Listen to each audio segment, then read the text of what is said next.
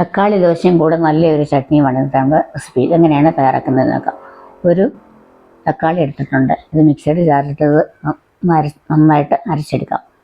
തക്കാളിയുടെ കൂടെ നമുക്കൊരു 1/2 ടീസ്പൂണോളം മുളക് പൊടി ആക്കാം. മുളക് പൊടിക്ക് പകരം ചുവന്ന മുളകോ പച്ചമുളകോ നമുക്കിത് അരച്ചെടുക്കാം. വെള്ളം ചേർക്കാം. നന്നായിട്ട് അരച്ച് ചേർത്ത തക്കാളി പേസ്റ്റ് നമുക്ക് ദോശമാവിൻ്റെ കൂടെ ചേർത്ത് കൊടുക്കണം.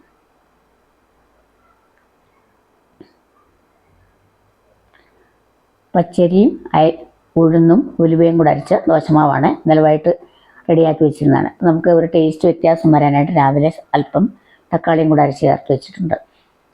നമുക്കിത് നല്ലൊരു ചട്നി തയ്യാറാക്കാം. 1/2 കപ്പ് തേങ്ങ എടുത്തിട്ടുണ്ട്. അതിലേക്ക് ഒരു പച്ചമുളക്, ഒരു 2 സ്പൂൺ ചട്നിക്കടല കൂടെ ചേർത്ത് കൊടുക്കുക.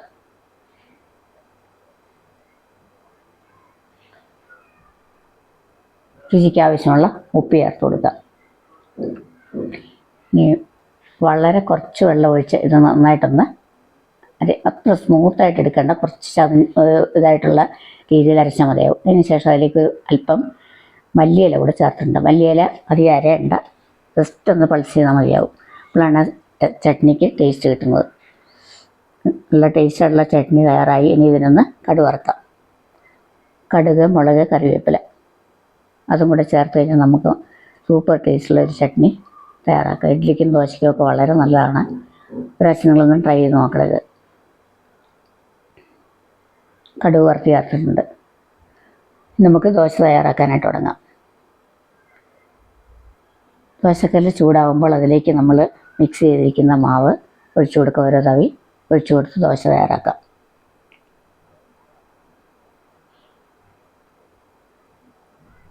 ലഞ്ച് ബോക്സിലൊക്കെ എടുക്കാൻ കൊള്ളാം. കുട്ടികൾക്കൊക്കെ കളറും ഒരു ടേസ്റ്റും ഒക്കെ ഉള്ളതുകൊണ്ട് ഇഷ്ടപ്പെടുന്നത്. ഒരല്പം നെയ്യൂടെ ചേർത്ത് കൊടുക്കണം. നെയ്യ് നമ്മൾ എന്താ ഉപയോഗിക്കുകയെന്ന് വെച്ചാൽ വെളിച്ചെണ്ണ എന്താണെന്ന് വെച്ചാൽ അതെടുക്കുക. മുകൾ ഭാഗം ഒന്ന് ഡ്രൈ ആയി വരുമ്പോൾ അതിലേക്ക് നമുക്കിത് അപ്ലൈ ചെയ്ത് കൊടുക്കാം.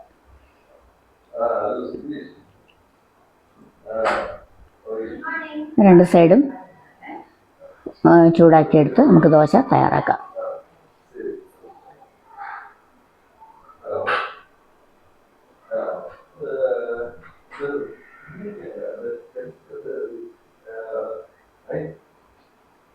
ഇതുപോലെ ബാക്കിയിരിക്കുന്ന മാവും നമുക്ക് ദോശ തയ്യാറാക്കാം.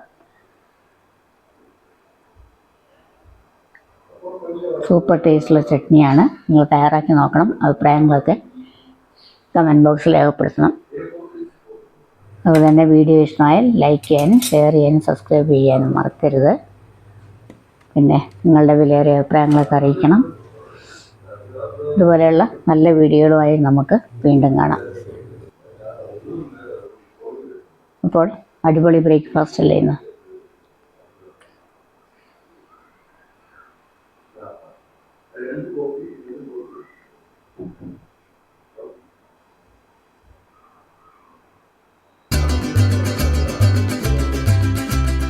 എല്ലാവർക്കും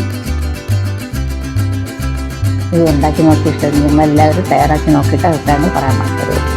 വീഡിയോ ഷെയർ ചെയ്യണം.